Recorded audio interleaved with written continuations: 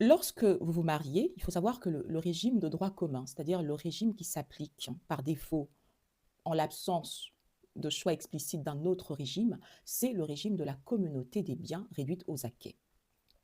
Et lorsqu'on se marie sous le régime de la communauté des biens réduite aux acquêts, les legs, les libéralités envers un époux, les donations, l'héritage, tout cela ne rentre pas dans la communauté. Donc, lorsque vous vous mariez sous le régime de la communauté des biens réduite aux acquêts, comme je viens de l'évoquer, les dons, l'héritage, les legs, les libéralités envers vous en tant qu'époux ne rentrent pas dans la communauté. C'est-à-dire que votre époux ne peut pas revendiquer la moitié.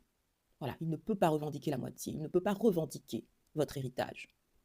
Sauf vraiment des cas particuliers où la libéralité, ou la personne qui vous a fait ce don, ou la personne dont vous héritez, hein, donc le défunt testateur ici, a stipulé clairement que cet héritage vous revenait à vous et à votre époux.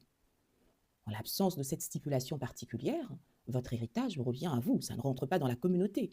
Et c'est pareil, lorsque vous vous mariez sous le régime de la séparation des biens, alors là, il n'y a même pas que l'héritage qui ne rentre pas dans la communauté, parce que dans la communauté des biens réduite aux acquêts, les biens futurs sont partagés entre les deux époux.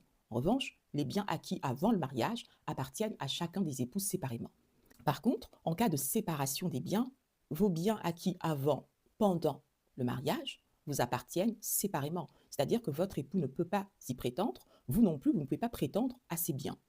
Donc là, la question de l'héritage ne se pose même pas. Maintenant, en matière de succession, on peut faire une donation au dernier des vivants pour permettre à l'époux survivant d'avoir l'usufruit sur les biens de l'époux décédé. Bon, ça c'est encore particulier parce que la donation au dernier vivant est importante quand il y a des enfants d'un premier lit ou même des enfants issus du mariage. Donc ça c'est très particulier. Donc tout ceci pour dire que cette jeune femme, en réalité, quand elle parle de son héritage, à moins qu'elle ne choisisse expressément de se marier sous le régime de la communauté universelle, ce qui est vraiment un choix, parce que ce n'est même pas le régime de droit commun. Vous voyez, c'est un choix, à moins qu'elle ne soit complètement folle et que le jour de son mariage, elle choisisse de se marier sous le régime de la communauté universelle. Mais vraiment, ce serait une folie.